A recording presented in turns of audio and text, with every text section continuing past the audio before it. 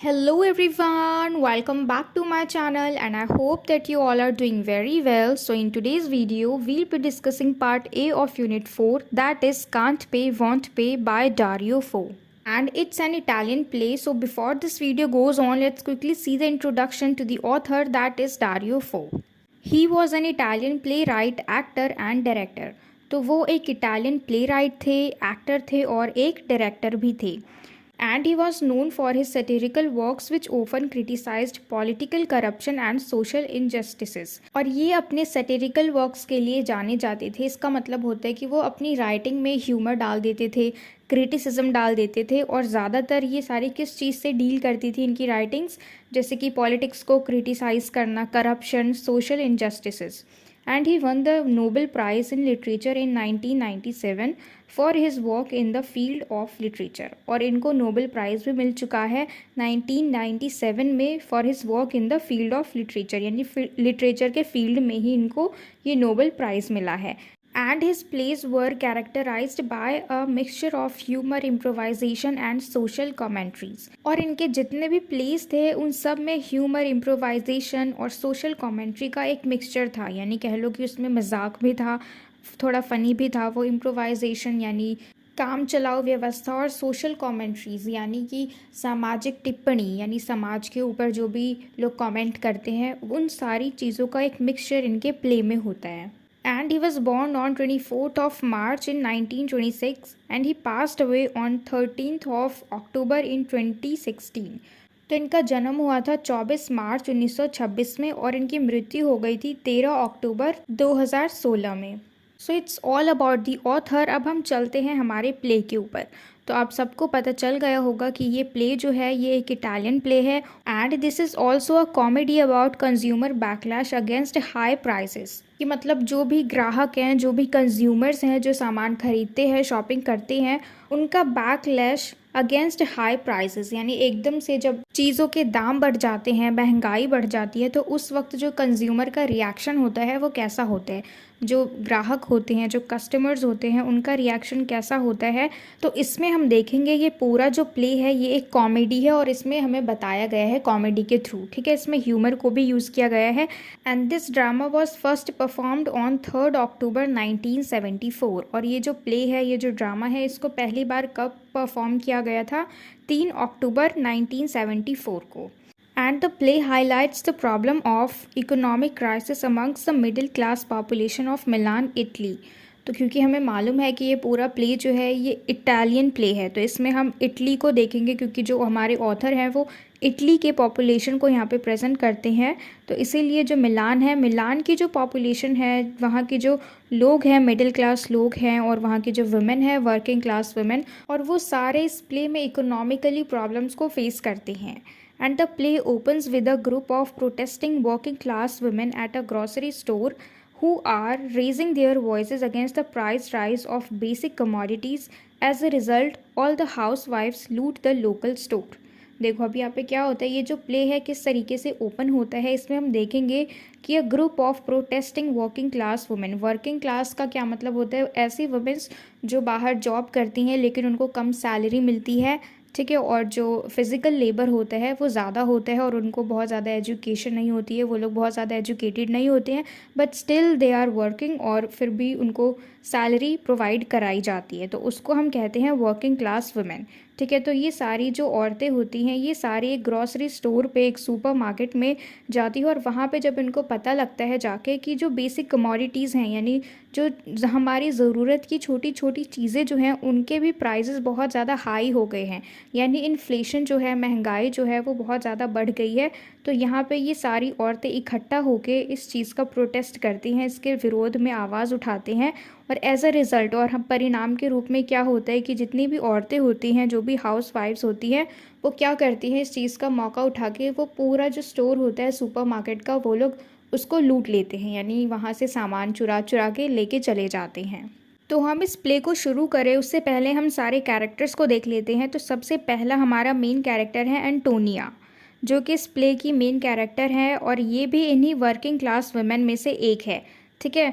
और इसका जो नेचर है ये बहुत ज़्यादा आउटस्पोकन है, ब्लंट है, और अगर इससे कोई कुछ पूछता है तो ये सच ना बोल के इधर उधर की बातें बोलने लग जाती है, बातें घुमा देती है या फिर कुछ भी झूठी कहानी बनाना शुरू कर देती है। ठीक है, मतलब बहुत अच्छी तरीके से कहानी बना लेती है, मैनिपुलेटिव भी है एक तरीके से कि लोगों को अपने बातों में ले लेती है बहुत ईजिली। यानी मतलब कोई लोग होते हैं ना कि झूठ बोलते तो हेजिटेट करते हैं, तो इसके अंदर वो चीज़ भी नहीं है, बहुत आराम से ब्लंट होके ये सब कुछ बोल देती है और इसको मतलब हेजिटेशन भी नहीं होती है। ठीक है, फिर है जियोवनी। जियोवनी जो है वो एंटोनिया के हस्बैंड है।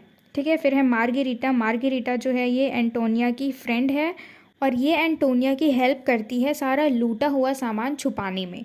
ठीक है, यानी एंटोनिया जो है वो स्टोर में अकेले जाती है, वहाँ से सारा सामान अकेले लूट के लेके आती है, लेकिन मार्गेरिटा जो है ये इसको बचाती हैं, क्योंकि अगर जियोवनी को पता लगा कि ये सामान लूट के लेके आई है, चोरी करके लेके आई है, तो ये जो जियोवनी है ये थोड़ा कम्युनिस्ट बिहेवियर का है, तो इसीलिए फिर ये सारी चीज़ें बर्दाश्त नहीं करेगा। तो इसीलिए जियोवनी से एंटोनिया को बचाने के लिए मार्गेरिटा जो है सारा सामान छुपा लेती है अपने साथ ही। ठीक है, यानी छुपाने में उसकी हेल्प करती है। फिर है लुइजी। लुइजी जो है ये मार्गेरिटा का हस्बैंड है। तो सबसे पहला है एंटोनिया। एंटोनिया का हस्बैंड है जियोवनी। फिर है मार्गेरिटा। मार्गेरिटा का हस्बैंड है ल्यूजी। ठीक है, फिर हमारे नेक्स्ट कैरेक्टर में हम देखेंगे एक सर्जेंट है जो कि इन्वेस्टिगेशन करते करते आते हैं कि जो भी सामान चोरी हुआ है वो लोगों ने कहाँ कहाँ छुपाया है, तो ये सबके घर में जा जा के तलाशी लेते हैं। ठीक है, फिर है ओल्ड मैन। तो ये सारे हमारे कैरेक्टर्स हैं। अब हम फाइनली हमारी इस पूरी प्ले को शुरू करते हैं। तो ये जो प्ले है ये 2 एक्ट में डिवाइडेड है, एक्ट 1 और एक्ट 2। तो इस वीडियो में हम सिर्फ एक्ट 1 को डिस्कस करेंगे और एक्ट 2 जो है वो आपको पार्ट 2 में देखने को मिल जाएगा, और पार्ट 2 का लिंक आपको इस वीडियो के डिस्क्रिप्शन बॉक्स में मिल जाएगा, आप वहाँ से देख सकते हैं। तो एक्ट 1 को शुरू करते हैं अब हम। In the opening scene we are introduce to a working class woman Antonia who is struggling very hard to survive amidst the price rise। तो इस प्ले की शुरुआत एक वर्किंग क्लास वुमेन से होती है जिसका नाम है एंटोनिया, जो कि अपनी लाइफ में बहुत ज़्यादा स्ट्रगल करती है। क्यों? महंगाई की वजह से। जैसे ही चीज़ों के प्राइस जो हैं वो राइज होते हैं, जैसे ही महंगाई बढ़ जाती है, तो इनका स्ट्रगल जो है वो भी साथ साथ बढ़ जाता है। Antonia is seen carrying bag loads of food and her friend Margarita inquires about the same। तो एंटोनिया जो है इसके हाथ में बैग्स हैं और उसमें काफ़ी सारे फूड्स जो है वो भरे पड़े हैं। ये पूरा बैग जो है ये खाने से ही भरा पड़ा है, और मार्गेरिटा उसकी फ्रेंड है जो उसके घर आई होती है, उससे पूछताछ करती है इतना सारा सामान तुम कहाँ से ले आई। Antonia then narrates how disgruntled shoppers, after learning about the sudden hike in commodity prices, decided to pay whatever they felt like paying or else leave without paying anything at all। तो देखो Antonia जो है ये सारी कहानी बताने लग जाती है ग्रॉसरी स्टोर की, कि वहाँ के जो डिसग्रंटेड शॉपर्स थे, यानी डिससेटिस्फाइड, क्योंकि अगर प्राइस बढ़ गए हैं तो उनको भी उतने ही प्राइसेस चाहिए, अगर उनको कम पैसे देंगे तो वो उससे संतुष्ट नहीं है। ठीक है, तो डिसग्रंटल्ड जो है इस शब्द का अर्थ है असंतुष्ट शॉपकीपर्स जो होते हैं ना, दुकानदार, मतलब उनको उतने ही पैसे चाहिए, अगर चीज़ का जो दाम है वो उतना बढ़ चुका है तो उनको उतना ही चाहिए, उससे कम नहीं चाहिए। तो इसलिए यहाँ पे क्या कहती है वो उनको डिसग्रंटल्ड शॉपर्स। तो जो भी बेसिक कमोडिटीज़ होती हैं, यानी हमारी उपयोग की चीज़ें, खाने पीने की चीज़ें, दूध दही क्रीम वगैरह, मतलब जो भी चीज़ें जो हमारी बेसिक नीड्स हैं, उन सारी चीज़ों के भी प्राइसेस जो हैं वो बहुत ज़्यादा हाई हो गए हैं। तो वहाँ पे जो लेडीज़ होती हैं, वर्किंग क्लास वुमेन होती है, उन सबको बहुत ज़्यादा गुस्सा आता है और वो सारे डिसाइड करते हैं कि जितना अगर हम दे सकते हैं उतना देंगे, अदरवाइज़ कुछ भी मत दो और सामान उठा के चले जाओ, क्योंकि बहुत ज़्यादा भीड़ हो जाती है वहाँ पे, बहुत ज़्यादा शोर शराबा, बहुत सारी औरतें हैं, सारे इसके अगेंस्ट खड़े हो गए हैं कि इतना ज़्यादा प्राइस क्यों है। और इसीलिए हमारा ये जो प्ले है इसका टाइटल क्या है? कांट पे वॉन्ट पे। इसका मतलब है कि हम नहीं कर सकते इतना पे और हम नहीं करेंगे। वॉन्ट पे यानी वॉन्ट का क्या मतलब होता है? Will not. तो इसलिए इसका टाइटल क्या है? कांट पे वॉन्ट पे, यानी हम इतना ज़्यादा महंगाई जो है, इतना ज़्यादा पैसा पे नहीं कर सकते और ना ही हम करेंगे। तो ये सारे नारा लगाने लग जाते हैं ये जो लेडीज़ होती हैं, working class women. While the shoppers were busy collecting the goods the police came and all the women left with arms full of groceries. तो देखो जब शॉपर्स यानी शॉपकीपर्स जो हैं, जब दुकानदार जो हैं वो सामानों को रख रहे थे, तो उसी वक्त अचानक से वहाँ पे अंदर पुलिस आ जाती है और जो भी विमेन होती हैं वो सारे मतलब अपने सामान जो भी हैं उन सबको भर के अपने हाथों में लेके चले जाते हैं विदाउट पेइंग। वो पैसे नहीं देते, ठीक है, और इतने में पुलिस अंदर आके छानबीन करने लग जाती है। While Antonia is basking in the glory of looted and unpaid collection, Margherita reminds her of Giovanni, her communist husband.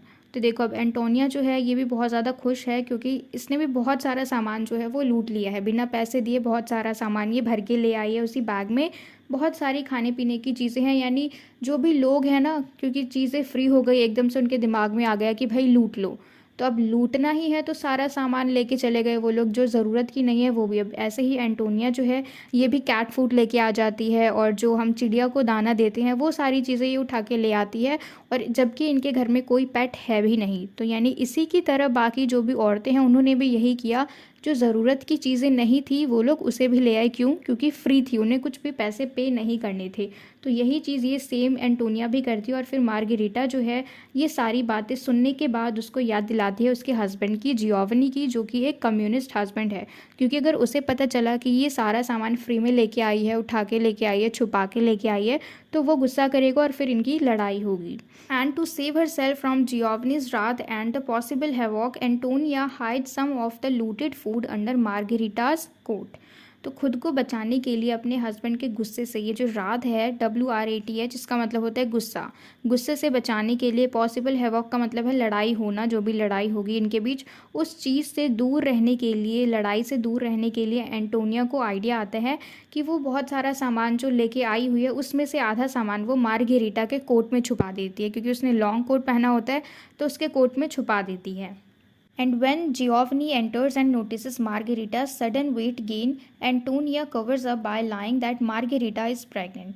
तो देखो जैसे ही जियोवनी इनको ज्वाइन करता है, यानी वो भी अब उस रूम के अंदर आ गया। ये सीन कहाँ का है? एक लिविंग रूम का है, जहाँ पे ये दोनों फ्रेंड्स जो हैं वो बातें कर रही हैं, एंटोनिया और मार्गेरिटा, और तभी जियोवनी आ जाता है, और वो शॉक्ड हो जाता है ये देख के कि अचानक से मार्गेरिटा जो है वो मोटी कैसे हो गई, यानी उसने इतना वेट गेन कैसे कर लिया इतनी जल्दी, अभी कुछ हफ्ते पहले तो वो पतली सी थी।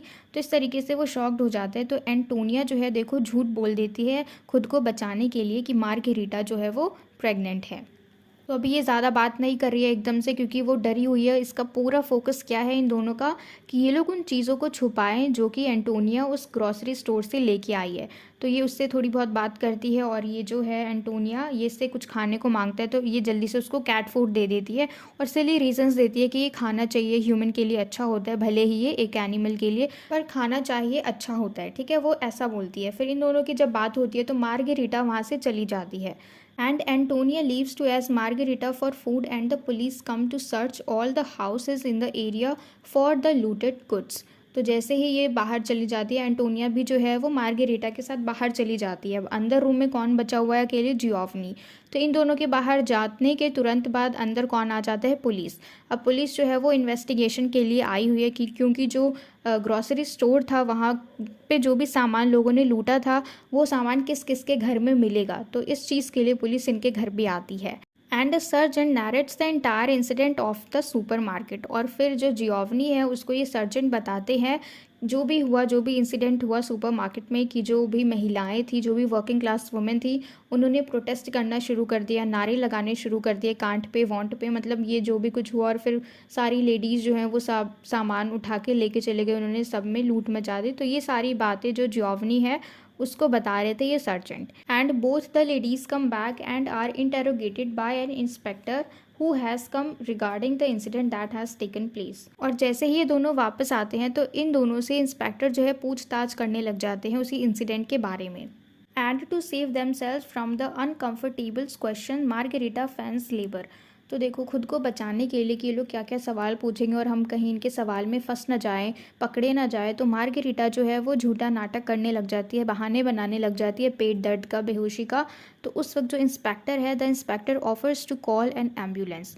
तो ये जो इंस्पेक्टर है ये एम्बुलेंस बुलाते हैं। And with no choice Antonia and Margherita leave in the ambulance. और इनके पास और कोई ऑप्शन नहीं है, तो ये दोनों एम्बुलेंस में बैठ जाते हैं और चले जाते हैं।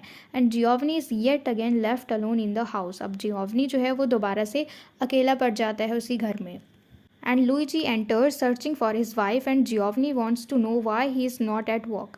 तो लुइजी अंदर आता है उसी वक्त जैसे ही ये दोनों चले जाते हैं एम्बुलेंस में बैठ के। और वो अपनी वाइफ को ढूंढने आता है, यानी मार्गरीटा को ढूंढते ढूंढते वो अंदर आता है और जियोवनी जो है उसे पूछता है कि वो काम पर क्यों नहीं गया।